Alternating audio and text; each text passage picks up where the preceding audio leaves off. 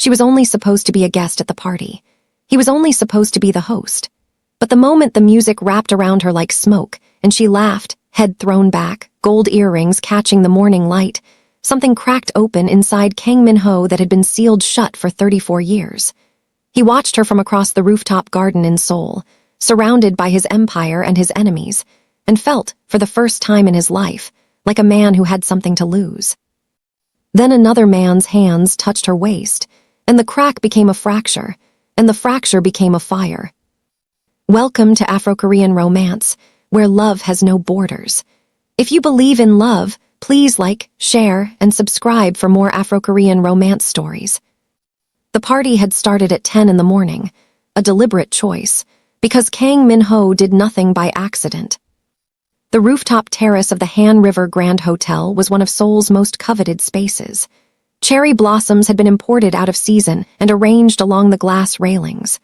White linen tables held crystal glasses. A live quartet played in the corner near the skyline.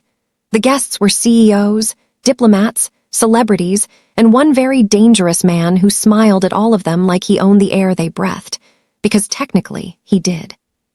Kang Min-ho stood near the bar dressed in an ivory linen suit, no tie, top button open just enough to suggest he didn't care what anyone thought. He was 34, lean and sharp-featured, with cold, dark eyes that had a habit of finding every exit in a room before he relaxed. He was the CEO of Kang International Holdings, a conglomerate that touched everything from real estate to private security. He was also, though no one said it out loud, the man whose word decided whether careers rose or crumbled in this city. People laughed harder when he was near. They spoke more carefully. They watched him without appearing to watch him. He had been standing at that bar for exactly 11 minutes, nursing sparkling water and wearing the particular expression that meant he was bored and dangerous, when Natasha walked through the glass doors. He didn't notice her immediately. That was the thing that would haunt him later, that there had been a few seconds when she existed in the same space as him, and he hadn't felt it yet. Then she laughed at something her friend said, and the sound moved through the morning air like a bell, warm and unguarded and entirely unimpressed by where she was, and his eyes moved to her the way water moves downhill. Naturally. Inevitably. She was breathtaking. Natasha Ademi was 28, Nigerian British, and she carried herself like a woman who had learned the hard way that apology was a currency she could no longer afford to spend. She was curvy and radiant in a burnt orange wrap dress that moved when she moved, natural hair pinned up with a few coils escaping around her face, skin like warm mahogany, and brown eyes that missed nothing. She was a journalist, a foreign correspondent specifically, covering a business summit that Kang International was co-sponsoring. She had been invited to the party as press, not as a guest. She was here to observe and report, not to belong. She didn't know that the man at the bar had already decided she was the most interesting thing in the room. Min-ho watched her move through the crowd, greeting people in English, switching briefly to French with the Senegalese delegate, accepting a glass of champagne with a polite nod, and then barely sipping it. She was working, he realized. She was cataloging, studying. Her eyes swept the room with professional precision, and twice they moved toward him and then away, the way eyes do when they've been trained not to stare at power. He found that refreshing. Most people stared. His assistant, Park Sung, materialized at his elbow. The Daewoo group is asking if you'll join them for the main address. Not yet, Min-ho said. Sung followed his gaze. He was quiet for exactly 3 seconds. She's a journalist, sir. Natasha Ademi, Lagos Bureau, currently on assignment for Global Press Weekly. She has credentials for the summit. Min-ho said nothing. He took a slow sip of water. Should I have her moved to the press section? Sung asked carefully. No, Min-ho set his glass down. Make sure she has whatever she needs. Sung blinked once, then nodded and disappeared. The quartet shifted into something warmer, more rhythmic, a nod to the Afrobeats classical fusion that had been quietly trending in Seoul's elite circles. It was a beautiful piece, layered and alive, and Natasha felt it move through her before she could stop it. She had a weakness for music. It undid her every time. She turned slightly toward the sound, and before she was fully aware of what her body was doing, she was swaying. Just a small movement. hips catching the rhythm, shoulders softening. Her friend Yemi, a events coordinator who had brought her as a +1, laughed and nudged her. "Don't start," Yemi whispered. "This is not that kind of party." "Every party is that kind of party if you let it be," Natasha whispered back, grinning. She wasn't fully dancing. It was just aliveness, the kind that happened when music found someone who had been quiet too long. Then a man appeared in front of her. He was Korean, late 30s, thick-necked, wearing a tailored charcoal suit. He was handsome in a blunt, confident way, and he moved like someone used to getting what he reached for.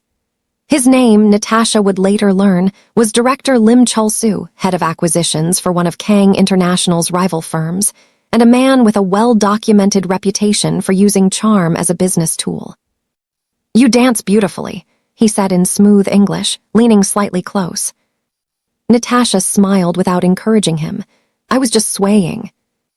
"Then sway with me," he said, and held out his hand. She should have said no. She almost did. But the music was so lovely, and she had been so serious for so long, and she was a guest at a rooftop party in Seoul with cherry blossoms everywhere and a skyline like a painting. And sometimes a woman just wanted to exist in a moment without calculating the professional cost. She took his hand. It was 2 minutes of harmless dancing. He was respectful mostly. His hand was at her waist, not inappropriately, but with a warmth that was a few degrees above neutral. Natasha kept a light smile in place and a careful distance in her body. She was not uncomfortable. She was simply present. Across the room, Kang Min-ho had gone very still. He had been moving toward her. That had been the plan, a casual introduction, engineered to look accidental. He had been about 15 steps away when Lim Chul-soo materialized and made him stop walking. Now he stood motionless with a champagne glass in his hand that he had no memory of picking up, watching Lim's hand on Natasha's waist and feeling something cold and absolute settle in his chest. He knew exactly what it was. He had felt versions of it before, in boardrooms, in negotiations, in moments when someone reached for something that was his.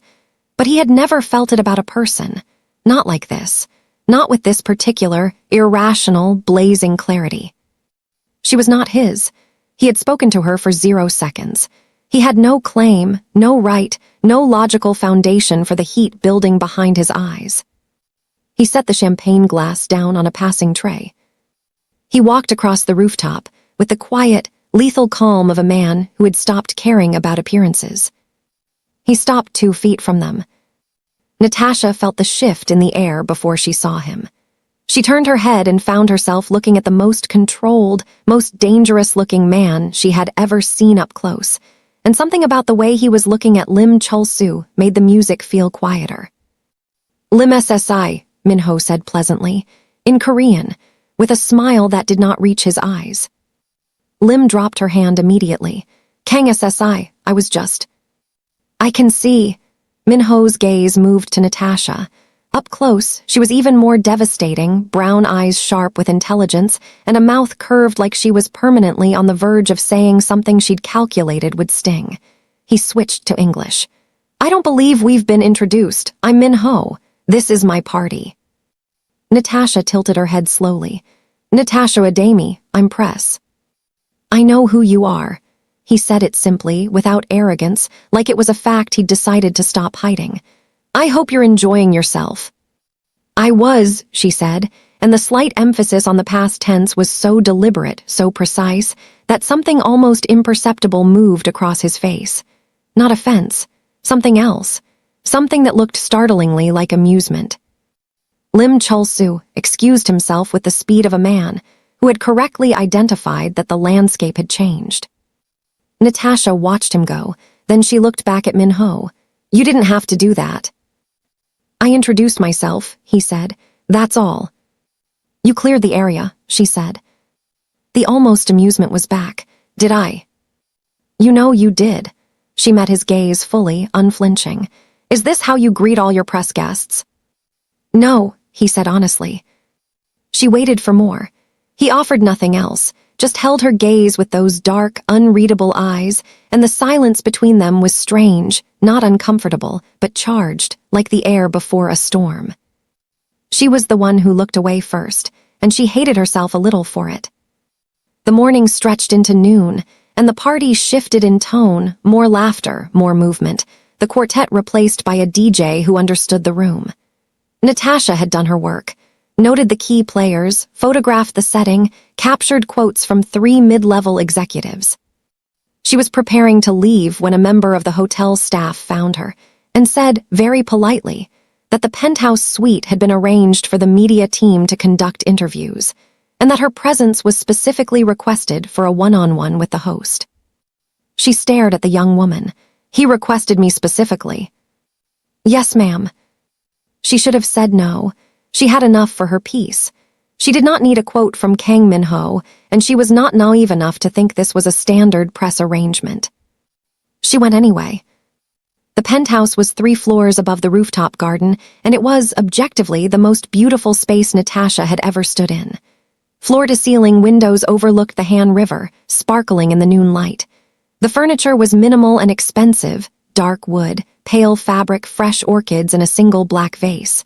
It looked like him, she thought.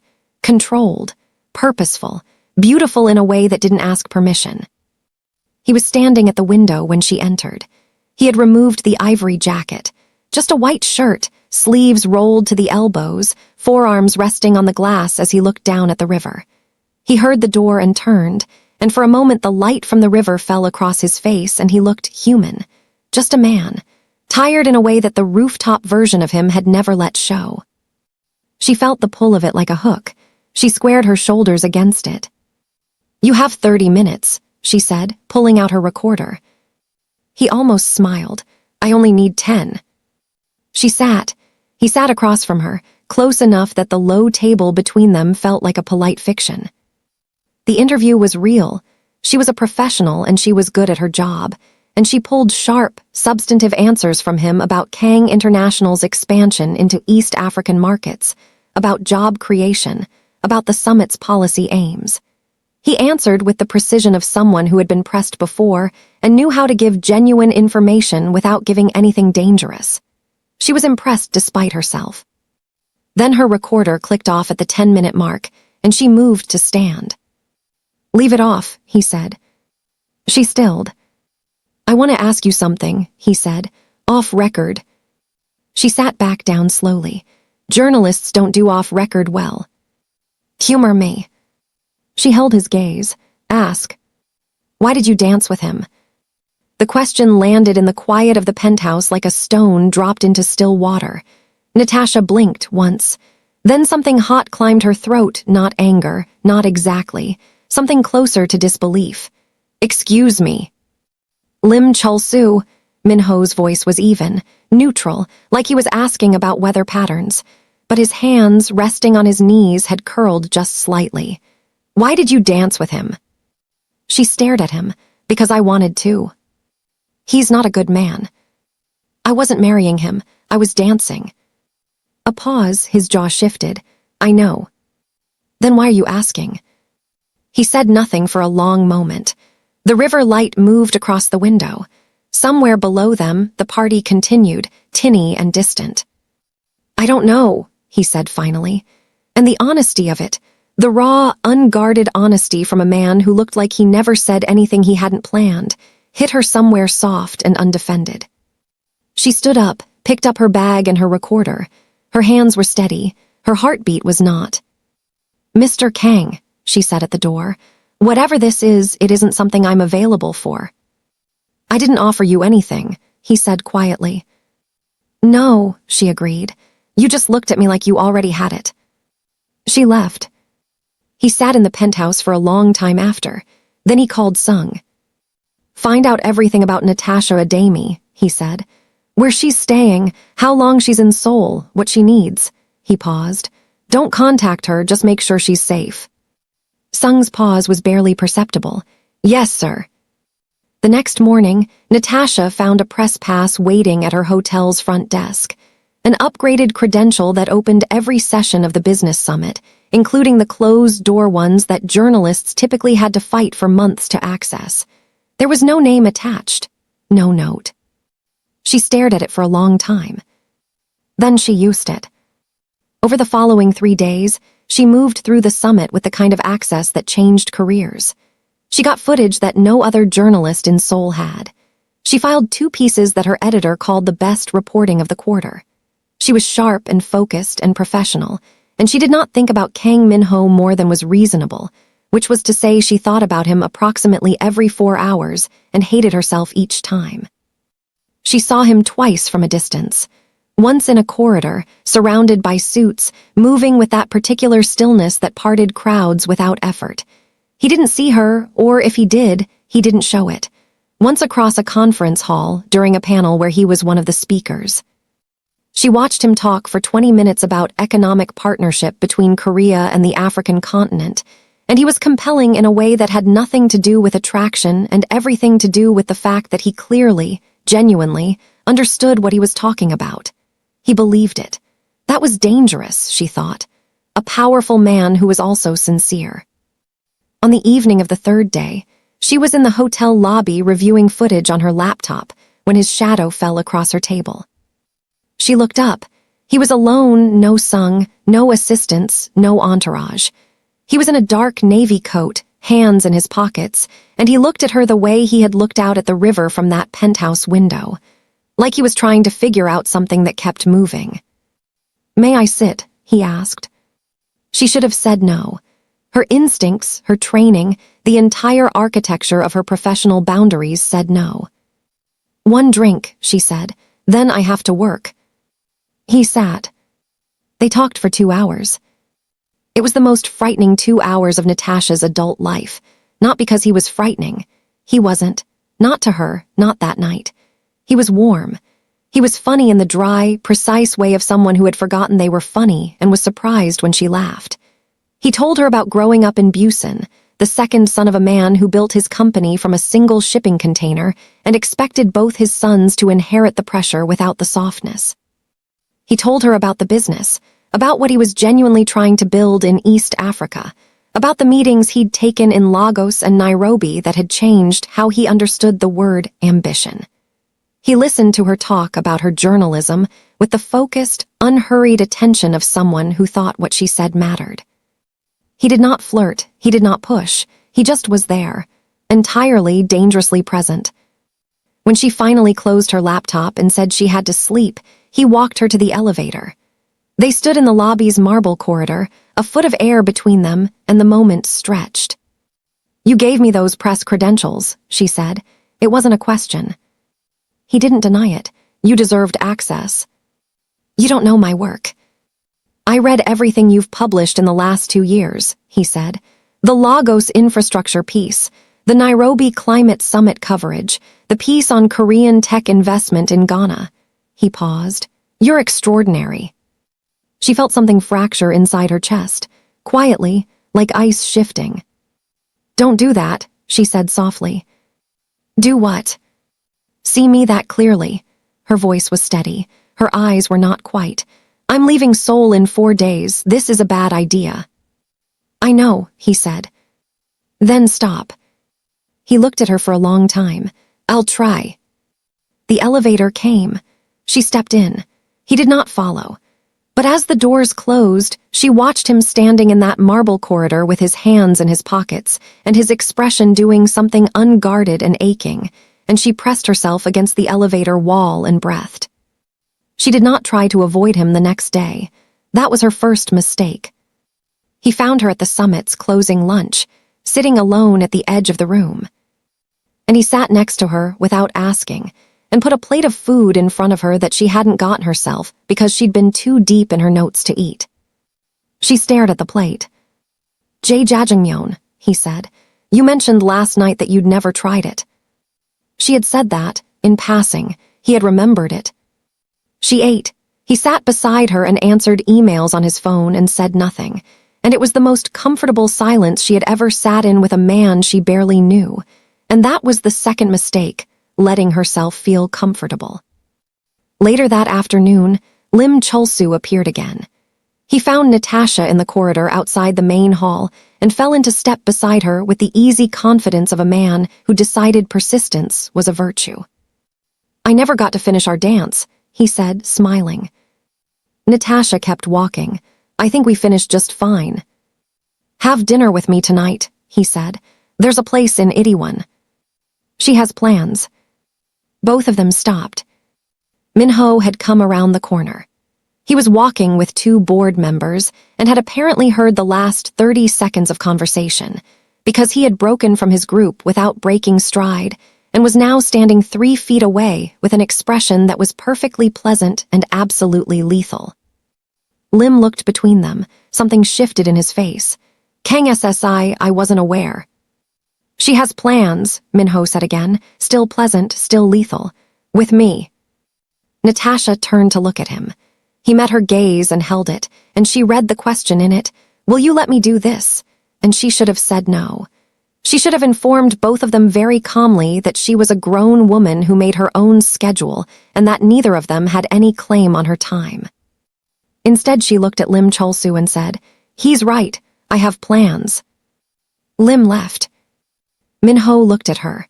The pleasant mask dropped just slightly, and underneath it was something undone and grateful and fierce, and she felt her heart do something inconvenient and unhelpful.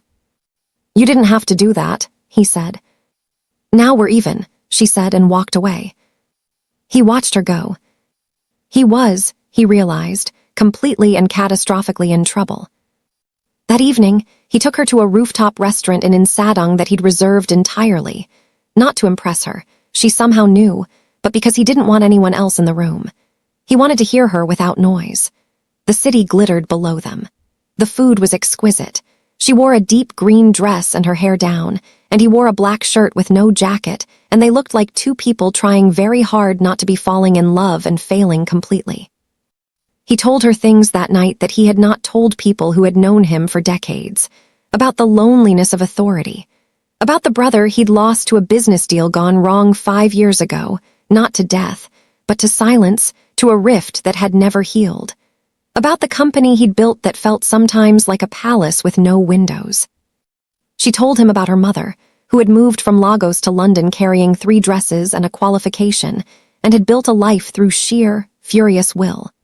About the way Natasha had inherited that fire and had spent 10 years pointing it at her career, because it felt safer than pointing it at a person. About the last relationship she'd ended, 18 months ago, because she had realized she was performing happiness rather than feeling it. They did not touch. The table was between them all evening.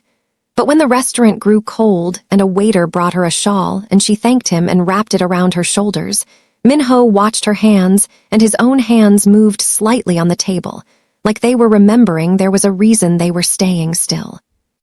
"I leave in 3 days," she said quietly, over the last of the evening's tea. "I know." "This," she gestured between them, "the whole impossible, inconvenient, glowing thing. This doesn't resolve in 3 days, Min-ho." He was very still for a moment. It was the first time she had used his name without the formal address. She seemed to realize it at the same moment he did. "No," he said softly, "it doesn't." "So what are we doing?" He looked at her across the table. The city was behind him, and the candlelight was between them, and he looked, she thought, like a man standing at the edge of something enormous and choosing, very deliberately, to step forward. "I don't know yet," he said, "but I'm not ready for it to end." She didn't say anything, but she didn't look away either. That night, he walked her back to her hotel. At the door, they stood in the warm amber light of the lobby entrance, the Seoul night alive around them, and the air between them was so full of everything unsaid that breathing it felt like swallowing sparks. He reached out slowly and tucked a loose coil of her hair behind her ear. Just that. His fingertips barely grazed her cheek and then withdrew. But she felt it everywhere down her throat, through her chest, into the soles of her feet. "Good night, Natasha," he said. Her voice came out quieter than she intended. "Good night." She went inside. He stood on the pavement for a while, looking at the door she'd walked through, and the look on his face would have shocked anyone who had ever sat across from him in a negotiation. because there was nothing cold in it, nothing calculated. Just a man, undone and wide awake and terrified in the best possible way, standing in the Seoul night like someone who has just remembered what wanting something feels like. The following morning came in silver and soft, the Han River hazy under thin clouds, and Min-ho had not slept. He sat at the desk in his penthouse, jacket off, a cup of cold coffee at his elbow, staring at nothing. His phone had 17 unread messages. He had answered none of them. Sung had knocked once, read the room, and retreated without speaking. Min-ho was not a man who second-guessed himself. He had built a company worth billions on the discipline of deciding and not looking back. Doubt was a room he had learned to stay out of. But he kept returning to her face in the amber light. The way she'd said goodnight like she was relearning the word. The coil of hair between his fingers, soft as breath. The brown eyes that looked at him like they were deciding, every few seconds, whether to trust him. He picked up his phone. He put it back down. He picked it up again and typed, "I know this is forward, but I have 2 tickets to the Dawn Market in Mangwon. I'll be at your hotel at 6 a.m. You don't have to come, but I'll be there." He sent it before he could think about it. Then he sat back and felt the particular terror of having moved first and not being able to take it back. At 5:59 a.m., Natasha walked out of the hotel lobby in a rust-colored jacket and her hair wrapped, carrying her camera bag, and found him leaning against a black car with 2 cups of coffee and an expression so carefully neutral it was practically a confession. She looked at him, she looked at the coffee, she took one of the cups. "1 hour," she said, "then I have to file." His carefully neutral expression cracked, just at the edges, into something warm. 1 hour, he agreed. Mangwon Market in the early morning was a different world, vendors setting up, the smell of sesame and rice and something sweet frying, elderly women in aprons haggling softly, light falling through canvas awnings in long golden bars. Natasha moved through it like she always moved through new places, camera up, eyes open, absorbing everything, completely in her element. Min-ho walked beside her with his hands in his pockets and watched her the way a person watches something rare. She photographed a grandmother's hands arranging persimmons. She bought a skewer of tteokbokki and made a small involuntary sound at the first bite that made him look away and collect himself. She asked questions of vendors in broken Korean that made them laugh and then answer with patient warmth, and he translated, and she thanked him without making a fuss of it, comfortable, easy, like they had done this before. At a fabric stall, she stopped to feel the texture of a deep indigo cloth. The vendor said something, and Min-ho translated. He says the color was made for people with beautiful skin. She looked at him sideways. Did he actually say that? Min-ho met her gaze evenly, essentially. She laughed. He stored the sound of it somewhere important. They walked back to the car in the brightening morning, and she was reviewing photos on her camera, shoulder occasionally bumping his as they moved through the narrowing path, and it was so ordinary and so devastating that he had to stop walking for a moment. She noticed and turned. "What?" "Nothing," he said. He paused, tried again. "I want you to stay."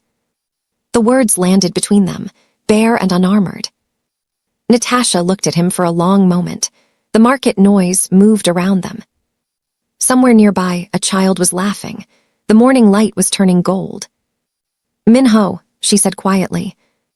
"I know," he said. "I know what you're going to say. My life is in London. My work. I know. This is 4 days. I know."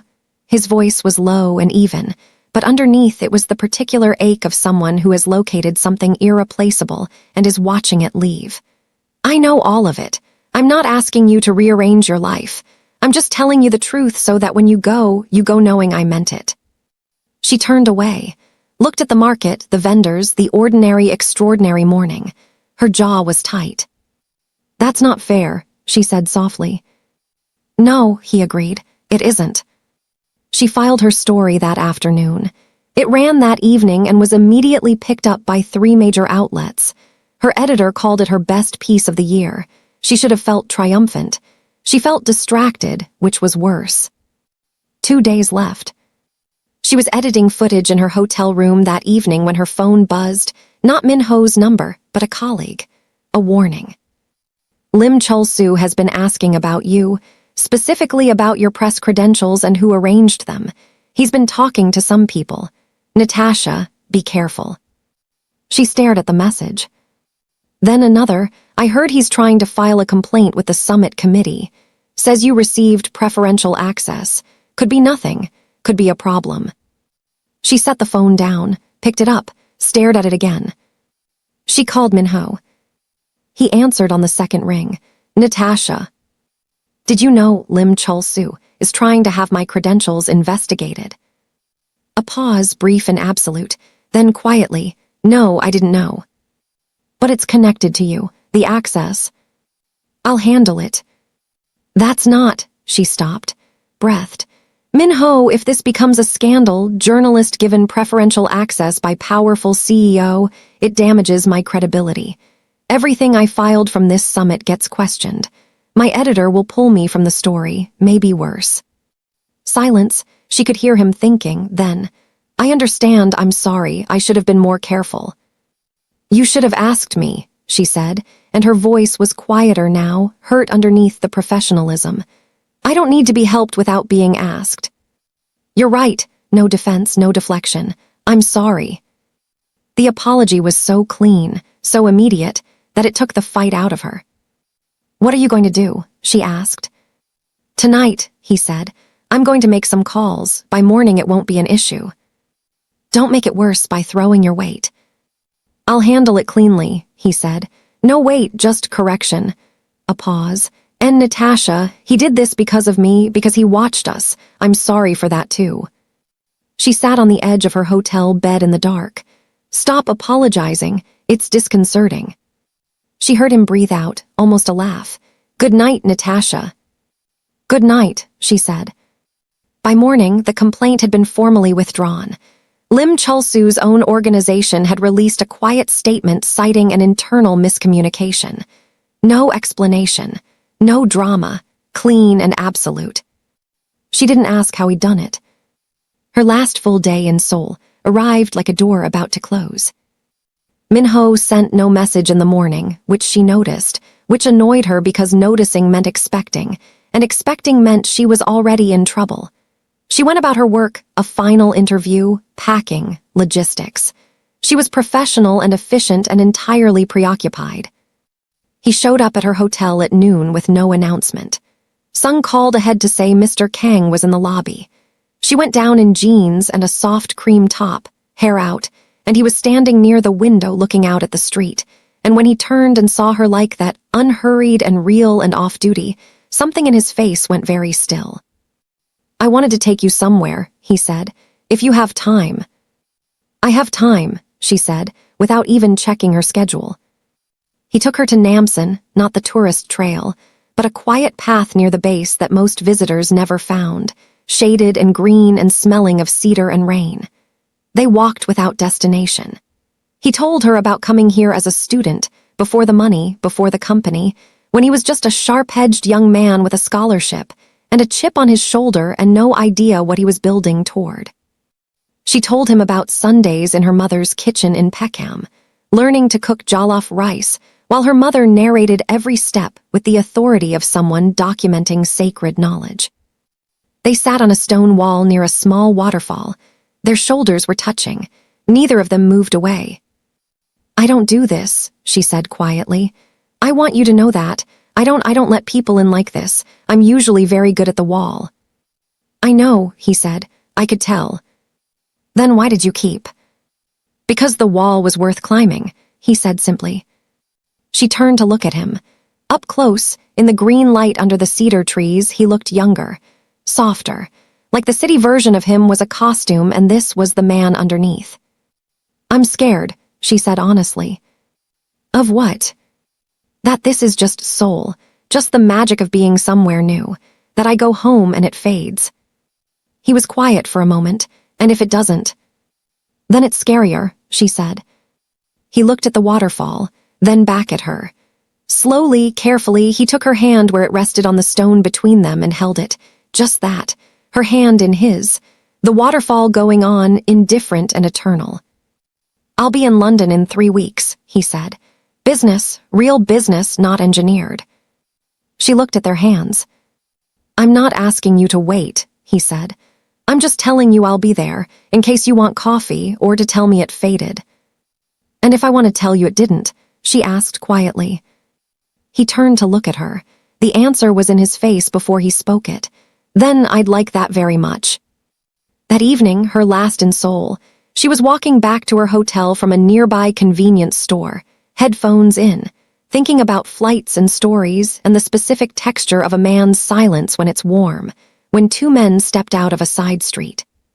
She registered it wrong at first, late evening foot traffic, harmless. Then the one on the left said something in Korean she didn't understand, and they were too close, and her instincts sharpened. She stepped back, they stepped forward. "Give us the camera," the one on the right said in accented English. She was a journalist. She had been in difficult places. She assessed fast. No immediate weapon visible, publicish street, maybe 100 meters from the main road. She pulled her camera bag tighter and moved to go around them. The left one grabbed her arm. Everything happened quickly after that. She was shouting, pulling her phone out, and then there were footsteps, fast and controlled, and a voice that cut through the whole scene like a blade. "Let go of her, now." Min-ho was not supposed to be there. He had been on his way to a dinner meeting 3 blocks away when Sung, who had quietly been monitoring her general safety since the summit, per instructions that Min-ho had never rescinded, had called. He had run 3 blocks in dress shoes. The 2 men saw him, registered whatever expression was on his face, and they left. Fast. Natasha stood on the pavement, heart slamming, camera bag still gripped in both hands. She stared at him. He crossed to her in 4 steps and stopped just in front of her, eyes moving over her quickly, checking, his breathing harder than she'd ever heard it. "Are you hurt?" His voice was low and urgent. "No, I'm fine. She stopped. Her hands were shaking. She looked at them like they belonged to someone else. He reached out and took both her hands in his and held them until they stilled. She didn't pull away. The street was quiet around them. In the distance, Seoul's nightlife hummed on, indifferent. "Who were they?" she managed. "I don't know yet," he said, "but I will." She looked up at him. He was still holding her hands. His face was closer than it had been before, and there was something in it so fierce and unguarded that it broke something loose in her chest that she hadn't known was bolted shut. "You came running," she said. "Of course I did." "You don't owe me." Natasha, just her name, quiet and absolute. She stopped talking. The night held them there, on a small Seoul street with the city blazing all around, and she looked at him looking at her, and she thought, this is not Seoul magic. This is real. This is terrifying and real. "Come up," she said quietly. "I'll make tea, and you can tell me who sent them." He came up. They sat in her hotel room with the city lights outside the window, and she made terrible instant tea from the kettle on the dresser, and he did not complain, and they talked until well past midnight, and somewhere around 1 a.m. She fell asleep on the sofa with her feet tucked under her, and he put his jacket over her shoulders and sat in the chair across from her and watched the city go dark and did not leave. When she woke at dawn to find him still there, jacket over her, eyes closed in the chair, not quite asleep, she thought, but resting, she felt something arrive in her with the quiet inevitability of sunrise. She didn't fight it anymore. He found out within 36 hours. The 2 men were low-level operatives connected to Lim Chol-soo, who had apparently decided that humiliation wasn't enough. He wanted her discredited or frightened off the story. The moment Min-ho had confirmation, Lim Chol-soo's career in Korean finance effectively ended, not through violence, through the kind of systematic, documented, devastating professional exposure that was somehow worse. Every board he sat on, every deal pending, every partnership in negotiation, Min-ho moved through them like fire through paper. Natasha found out through her colleague, who called her at the airport. "Lim Chol-soo resigned from 4 boards this morning," her colleague said, breathless. And there's a police investigation into corporate intimidation of press. Natasha, whatever you did in Seoul. I didn't do anything, she said. Somebody did, her colleague said. She looked out the airport window at the Seoul skyline one last time, thought about a man in a chair, jacket over her shoulders, eyes closed, still there. She boarded her flight. She cried once over the Pacific with her headphones in and the cabin dark, not from sadness, exactly, from something bigger and less named, from the terrifying knowledge that the wall was down and she had let it happen and she didn't want to put it back up. 3 weeks later, London. She was in her flat in Brixton on a Thursday evening, editing a new piece, rain against the windows, her mother's voice on the phone telling her about a church thing that she half listened to, when her phone buzzed with a message from an unknown London number. I'm at Borough Market. There's a coffee stall that is objectively inferior to anything in Seoul. I thought you should know. She stared at the screen, set down her pen. How did you get this number? She typed. Sung. I'm going to have Sung investigated. He said you'd say that. He said to tell you he's sorry in advance. She laughed. Alone in her flat, rain on the windows, she laughed out loud. I'll be there in 30 minutes, she typed. She was there in 25. He was standing at the coffee stall in a gray coat, collar up, looking entirely out of place and completely unbothered about it. He saw her coming through the market crowd and went very still in the way she was beginning to recognize as his particular version of undone. She stopped in front of him. Hi, she said. Hi, he said. The market moved around them. Rain fell in fine silver lines. You came to London, she said. I told you I would. For business, she said. Yes, he said, also this. She looked at him for a long time. This man who had run 3 blocks in dress shoes, who had sat in a chair all night, who had made 4 phone calls and ended a career not out of power hunger, but because someone had hurt her, who had remembered Jajangmyeon, who had stood in a hotel corridor watching elevator doors close with an ache on his face he didn't know she'd seen. Min-ho, she said. Yes. Stop standing so far away. He moved forward, and she moved forward, and they met in the middle like things that had been in orbit and finally collided, and his arms went around her, and her face pressed against his chest, and they stood like that in Borough Market in the London rain while the world went on around them, neither of them saying anything because nothing needed to be said. The months that followed were not easy.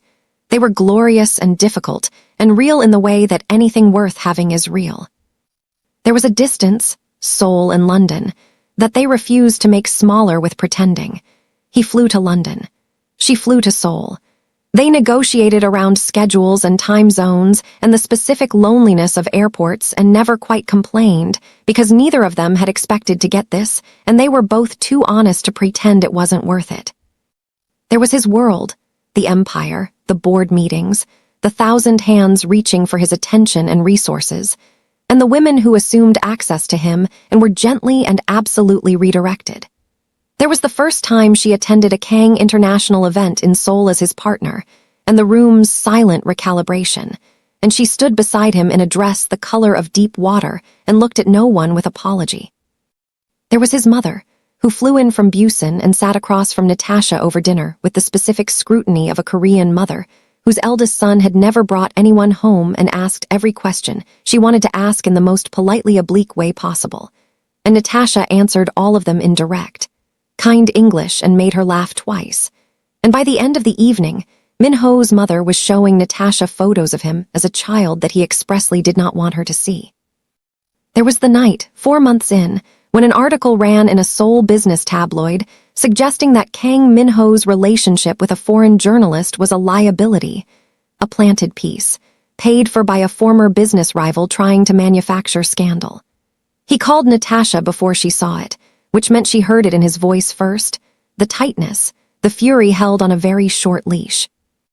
I need you to know, he said, that it changes nothing, not for me, but I wanted you to hear it from me before.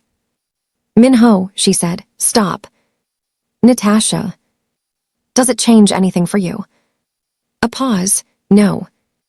Then it doesn't change anything. She was quiet for a moment. But if you ever want me to write a rebuttal, I'm very good at words. He laughed, surprised, released. I know you are. The article ran for 3 days and was buried under a substantial, documented, extensively sourced investigative piece by Global Press weekly exposing the rival who'd funded it. Natasha didn't take the byline. She made sure someone else did. Min-ho found out 3 weeks later and was quiet for a long time. You didn't have to do that, he said. I know, she said. I wanted to. He flew to London the following weekend and didn't say much, just held her in her flat in Brixton with the rain outside and his face in her hair, and she understood that some things didn't need words. The danger that had started in a Seoul corridor didn't fully end. 6 months in, a more serious threat emerged. A consortium of investors, threatened by Kang International's East African expansion, moved to discredit Min-ho through fabricated financial documents leaked to international press.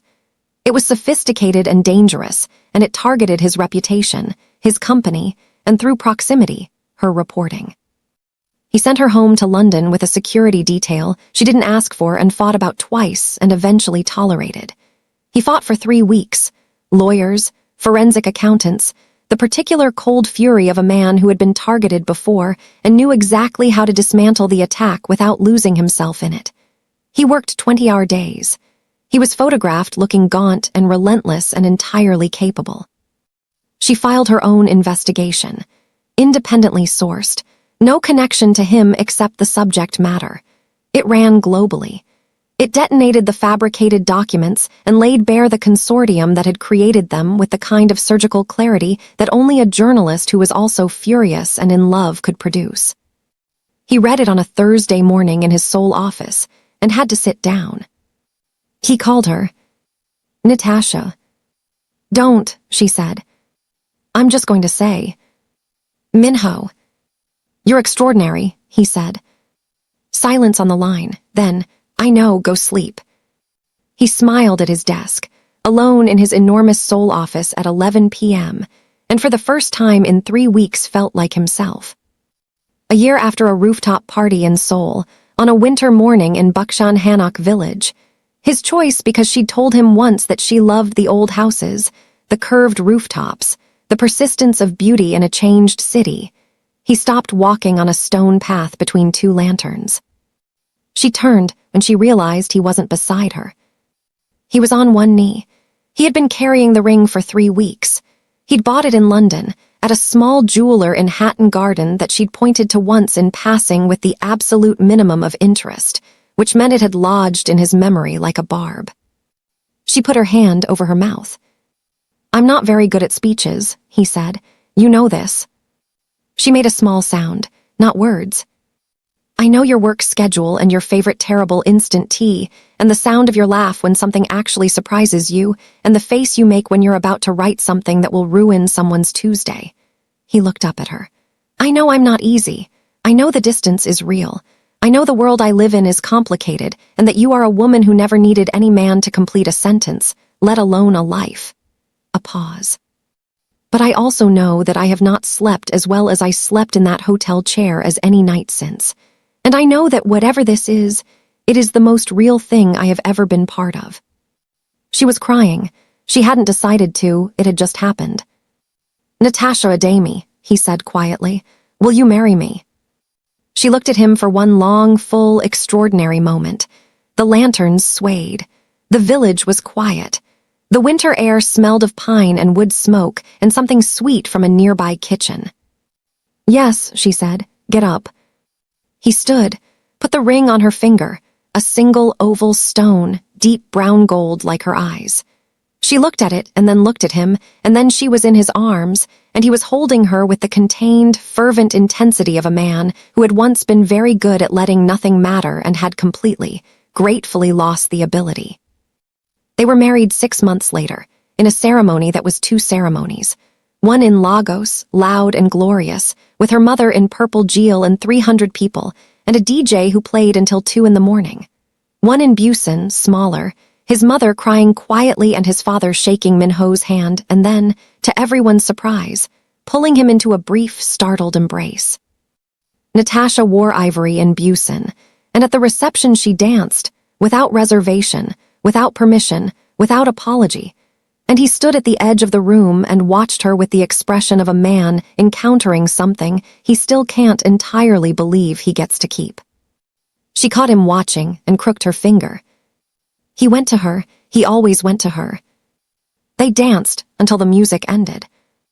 11 months after the wedding, on a Tuesday morning in their apartment in Seoul, her base now, most of the time, with a standing return to London written into every quarter. Natasha sat on the edge of the bathroom counter, holding something small and white with 2 lines on it. She looked at it for a long time. Then she walked into the kitchen where Min-ho was reading the news at the counter in a gray t-shirt, coffee in hand, reading glasses on, looking entirely domestic and entirely himself. She set the test on the counter in front of him. He looked down at it, looked up at her, took off his glasses. The expression on his face was something she had never seen before. Not the CEO, not the controlled, calculating man who parted rooms, just him, completely and utterly undone and overjoyed and frightened and present all at once.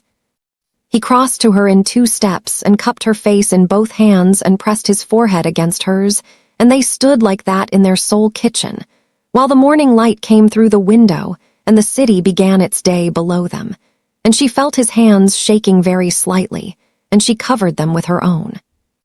"Okay," she whispered. "Okay," he said, voice rough with feeling. "More than okay." He pulled back just enough to look at her. "Are you?"